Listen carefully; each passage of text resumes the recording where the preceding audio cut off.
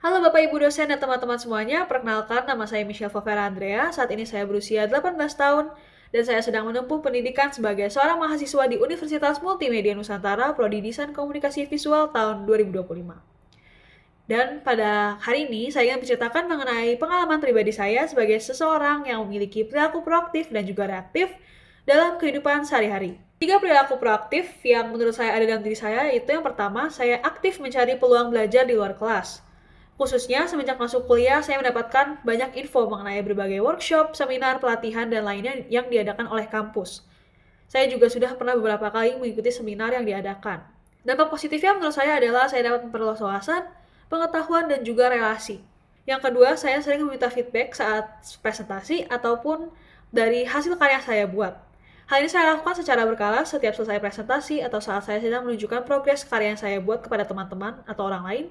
Dan hal ini menunjukkan bahwa saya adalah pribadi yang tidak mudah puas dan saya mau berkembang dan bertumbuh dari kritik dan saran pendapat orang lain. Dari hal ini saya dapat mengetahui apa yang perlu saya tingkatkan dan juga saya dapat mencari penyelesaiannya secara segera. Hal ini menunjukkan juga bahwa saya sangat terbuka terhadap kritik yang dapat mengembangkan diri saya. Dan yang ketiga atau yang terakhir adalah saya membuat perancangan dalam menjalani keseharian saya. Khususnya semenjak selama kuliah ini, saya merasakan bahwa jadwal saya semakin padat dan setiap harinya pun tugas selalu berdatangan satu persatu. Dengan membuat perancangan yang baik, saya dapat menyortir dan membuat skala prioritas tugas sehingga mencegah saya untuk lupa mengerjakan tugas tersebut dan malah mengumpulkannya lewat dari tenggat waktu. Hal ini berarti saya memiliki inisiatif dari dalam diri saya untuk mengatur waktu. Dampak yang diterima adalah saya dapat melatih diri saya menjadi lebih terorganisir dan juga disiplin. Tentu saja di balik perilaku proaktif tersebut terdapat juga beberapa perilaku reaktif yang sering saya alami. 3 di antaranya adalah, yang pertama, saya mudah terpancing emosi saat sedang panik.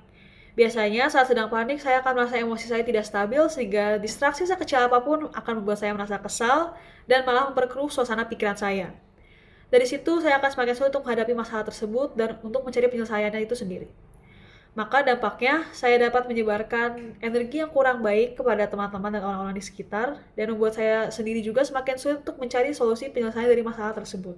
Berikutnya yang kedua adalah menunda mengerjakan tugas saat malas.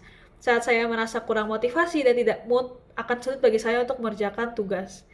Dalam hal ini, saya akan membiarkan diri saya dikendalikan oleh perasaan saya.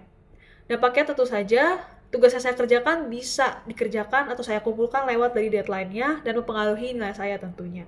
Dan yang ketiga adalah, saya masih banyak mengeluh saat menghadapi tekanan. Hal ini pastinya memicu diri saya untuk langsung mengeluarkan reaksi negatif, alih-alih memikirkan solusi yang baik untuk menghadapi masalah tersebut. Tentu saja hal ini dapat menurunkan motivasi dalam diri saya. Dari perilaku-perilaku reaktif tersebut, saya menyadari bahwa dalam diri saya perlu ditingkatkan yang namanya sikap tenang dan juga sikap mengendalikan diri, di mana saya tidak boleh dikendalikan oleh perasaan saya sendiri. Baik, sekian yang dapat saya sampaikan mengenai perilaku proaktif dan reaktif dalam diri saya. Sekian dan terima kasih.